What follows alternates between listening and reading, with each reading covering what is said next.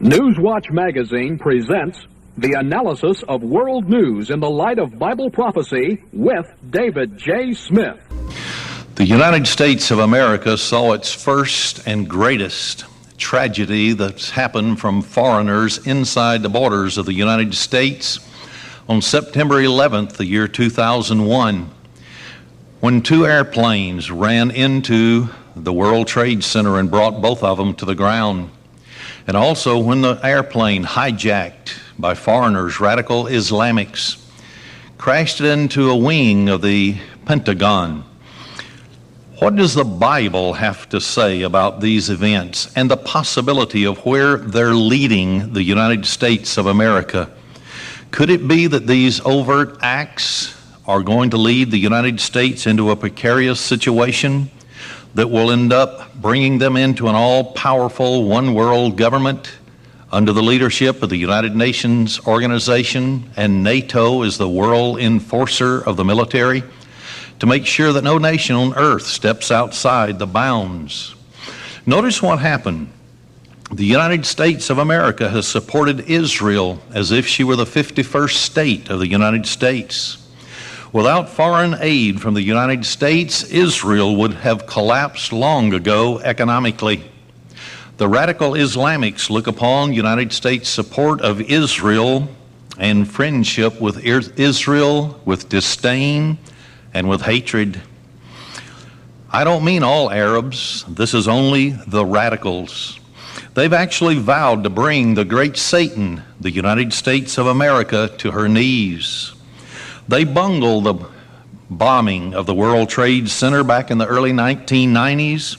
They found an ally in some mind-controlled Americans and blew up the Murrah Federal Building in Oklahoma City. The radical Middle Easterners that were seen by so many eyewitnesses in Oklahoma City were allowed to exit the country. Why would they be allowed to exit the country? Stephen Jones, the attorney for Timothy McVeigh in his trial, wrote in his book that those people were involved, radical Islamics. Even the grand jury in Oklahoma City said that others unknown helped in that bombing. These same radicals said that they would bring the World Trade Center down the next go-round, completely to the ground. Little did the world know what was happening, that they were carefully planning and plotting to do exactly what they said back in the early 1990s. On September 11th, 2001, these events transpired. Number one, 4 airliners, 2 American Airlines and 2 United Airlines, were hijacked from New England airports. Few people were on each of these airlines that would make it easier for the terrorists to control them and also the crew. 2 of these airliners were flown directly into each one of the twin towers of the World Trade Building. Both towers were eventually brought to the ground. A tremendous blast on the ground finally took the first of those towers down and shattered the base of the second tower. A television commentator said that it was too loud for it to have been a natural gas explosion, but after that it was never even mentioned the possibility of a bomb again. The building went straight down, not sideways, just like you would implore or a building and bring it straight to the ground. Never again was it mentioned the possibility that there was a bomb that brought it straight down. No one knows yet how many deaths have occurred. This was a great tragedy. It was a shame that this had to happen to so many innocent people, so many unsuspecting people. But secondly, a third plane flew directly into one wing of the Pentagon. Fortunately, that wing was under renovation and there wasn't that many people in that section. However, 5 floors of that wing have burned and collapsed, and fires were still going 48 hours later. Evacuation of government buildings, including the White House, was ordered. Government officials were hidden in secure locations in specified areas by the program called Continuity of Government, that was designed by Colonel Oliver North during the Reagan administration to guarantee if there was a national tragedy of some kind, such as a nuclear blast or terrorism through chemical, biological agents, that the government would continue to operate. Thirdly, a car bomb exploded outside the State Department building in Washington, D.C. After this happened, nothing further was even mentioned about it anymore. Apparently, no damage occurred. But a fourth incident was that another hijacked plane crashed south of Pittsburgh, Pennsylvania.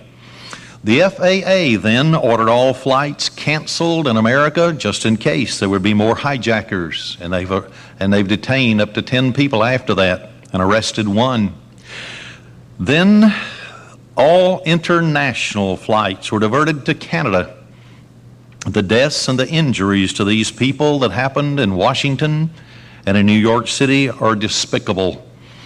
But number 5, Arabs in the Middle East began to dance in the streets for joy because the great Satan had been attacked. Men came out of their homes and began to fire their automatic weapons into the air to show their approval of the attack upon America. Some Arabs in the community of Garland and Richardson, Texas, did the same thing, with the exception they didn't shoot firearms into the air. Number 6, the military was placed on the very highest alert for war. And number 7, out of this tragedy, President Bush declared the act of terrorism against the United States as an act of war. He said that those that were responsible would be found. Any nation that harbored them and allowed them to train for terrorism on their soil would be held responsible. Mr. Bob Bennett, who at one time was the head of the Department of Education in the Bill Clinton administration, stated certain nation states by name: Syria, Iran, Iraq, Saudi Arabia.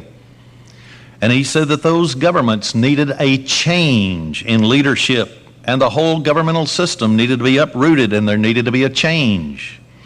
But why would the United States of America get involved in this, and what's going to happen? NATO declared that under Article 5 of their charter, which states that if there's an act of war against one of its member states, then it's if they've attacked every one of those nations. And they would all come together to fight against those that had perpetrated the act. That means now the entirety of the nations on the European continent that's a part of NATO, including Britain and the United States, are now going to band together. And as President George Bush said, they will create war against those individuals that did this act and perpetrated it. So that means there is coming war, whether the American people want it or not. Why is it coming? Was it prophesied in the Bible that some act would take place that would literally bring the United States of America into a war that could lead to its own destruction? Notice in Zechariah chapter 12, verse 2 and 3, one of the signs that the end of the age was on its way and being ushered in. It said that there would be a burden of the word of the Lord for Israel, and it's talking about Judah in the Middle East. It says in verse 2 and 3, "Behold, I will make Jerusalem a cup of trembling unto all the people round about, when they shall be in the siege, both against Judah and against Jerusalem." So it specifies Judah. The nickname for Judah is Jews that is given to them. But notice what it says: and in that day will I make Jerusalem a burdensome stone for all people.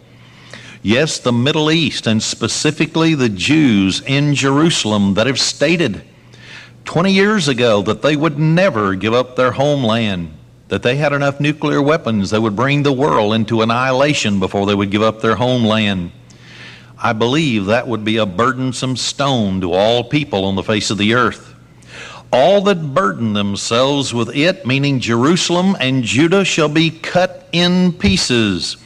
So the Arabs, the United States of America, and the NATO forces, if they move into the Middle East, is going to have great trouble because of their interfering in an area of the world that is volatile. It says that all nations of the earth would be gathered together against it. There is only one possibility that all the nations of the earth, and that would be the United Nations organization, where there's a representative of every single nation in the world that's a part of that world body. But is there something more specific that tells us that there is coming a time of trouble in the Middle East? And it's going to expand from the United States to the Middle East, and then also bring in the United States of America into it. This act of terrorism was a horrible thing. It's the first time, because we had always thought that oceans of 6,000 and 3,000 miles on each side would protect America from any foreigners. But we've opened our borders to any and everybody that wants to be a part of the United States and come and be a part of the freest nation on earth. As a result, the enemies of America have come also. Those that would like to bring us to our knees. Notice what it says in Daniel chapter 11, verse 40 to 45. It states very clearly that something is going to happen in the Middle East. And the time setting is going to be the very end of the age. Here's what it says, and at the time of the end, the king of the south, and the king of the south is the Arab world, shall push at him, referring to the king of the north, which at one time was the Roman Empire, and then it was superseded by the nation states as it is today. Because it said in Daniel chapter 7 that this great end time system that is going to come as a one world government, it will come out of the fourth beast, the Roman Empire. And the king of the north shall come against him like a whirlwind, with chariots, with horsemen, and with many ships, and he shall enter into the countries, plural, just like President George Bush said. He's going to go into those nations that have harbored these terrorists, and they're going to get rid of them once and for all. And it says he shall overflow and pass over them. It says he shall enter also into the glorious land, meaning Palestine, where the Jews reside, because Judah is regathering in the Middle East. Zechariah 12 and 13 and 14 prove that that'll happen before Jesus Christ returns. And it said many countries shall be overthrown. So there is going to be an overthrow, probably Syria, Lebanon, Iran, Iraq, Saudi Arabia. And then notice what it says, though. It tells nations by name that are not going to be overthrown. And it says, but these shall escape out of his hand. So the king of the north won't enter into these countries, Edom and Moab. That's Turkey today. And the chief of the children of Ammon. Ammon is the capital of the nation of Jordan, which has always been pro-American. Even the former king of Jordan married an American, and his son now rules in that country. They've been the moderating force throughout the years to keep the Arabs in a settled condition until today. Then in verse 42 of Daniel chapter 11, it says, he shall stretch forth his hand also upon the countries, and the land of Egypt shall not escape. So Egypt is right across the Suez Canal onto the African continent. So the Middle East, the North African continent, is going to be moved into and occupied by this NATO force. Then verse 43, but he shall have power over the treasures of gold and silver and over all the precious things of Egypt. But notice what's going to happen next, and this could be very devastating to the peoples of the world. And the Libyans, and we know Muammar Gaddafi has had anywhere from 16 to 23 training camps on the soil of the land of Libya. He has aided and abetted terrorism around the world. And President Bush and the NATO leaders said they're going to destroy every nation that has been sponsoring terrorism and install a new government there. And then it said, Ethiopia shall be at his steps. Yes, Libya and Ethiopia will be the next move after they conquer the Arabs in the Middle East, and then Egypt. But then notice a dramatic turn of events that's going to happen as a direct result of this. But tidings out of the east, and when you draw from Jerusalem with a ruler across the map to the east, you come to communist China. And out of the north, take a ruler, draw it from Jerusalem straight north, there's Moscow in Russia.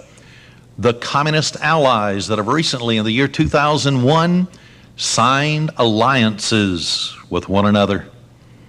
If one goes to war, both goes to war. And it says, but tidings out of the east and out of the north shall trouble him. It'll trouble the NATO forces and the leadership of those forces. And NATO has now been established as the military that is going to enforce the United Nations military apparatus. They will be the ones to intervene in the nations of the world to put down any type of rebellion against the New World Order once it's established.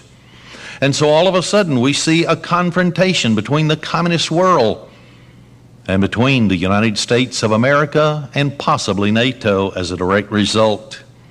And it says, he shall go forth with great fury to destroy and utterly to make away many, and shall plant the tabernacles of his palace between the seas of the glorious holy mountain. So they are going to occupy the Middle East and Jerusalem. But he won't come to his end yet, because he has to sit in the temple for 3.5 years and claim to be God. But at this time, if Russia decides to come on the mountains of Israel, and I'm not talking about little tiny Israel in the Middle East, I'm talking about the lost 10 tribes of Israel that has been prophesied in the Bible that Russia would come upon their mountains in the latter years.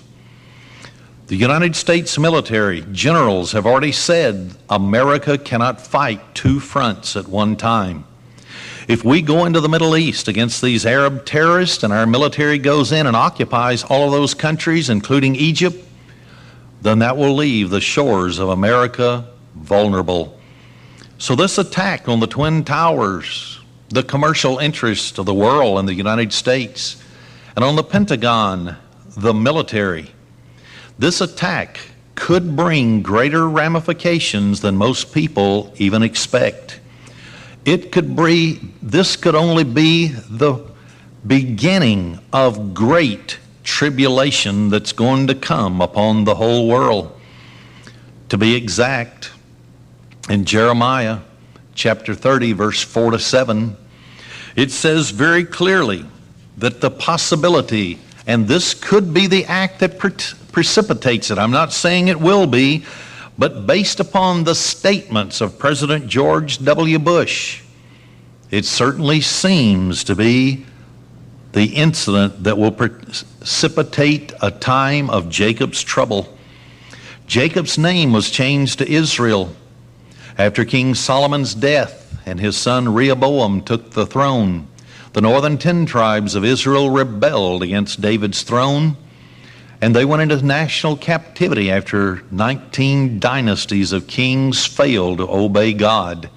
He sifted them through the nation, but then he wrote whole books prophesying what they would be like in the last days. And here's what it says will happen as a direct result of this great battle that's going to come between the Middle Easterners, the king of the north and the south, and then it will bring also Russia and China into the war. Jeremiah 30, verse 4 says, and these are the words that the Lord spoke concerning Israel. That's the lost 10 tribes of Israel that don't even know they're Israelites, but they are. And concerning Judah, and they've been nicknamed Jews, and they're located in the Middle East today. For thus says the Lord, we've heard a voice of trembling, of fear, and not of peace. Ask you now and see whether a man does travail with child. Wherefore do I see, or why do I see, a man with his hands on his loins? He's holding his stomach, as a woman in travail. Yes, there's something going to be so horrible that happens in the lost 10 tribes of Israel and in the Middle East to Judah that it's going to make a man's stomach cramp as if he were giving birth to a child. And all faces are turned to paleness. Alas, for that day is great, so that none is like it. It is even the time of Jacob's trouble, but he shall be saved out of it. Yes, this terrorist event, or something like it, will certainly bring a time of Jacob's trouble. Jacob's name was changed to Israel. There were 12 tribes, not just one, Judah.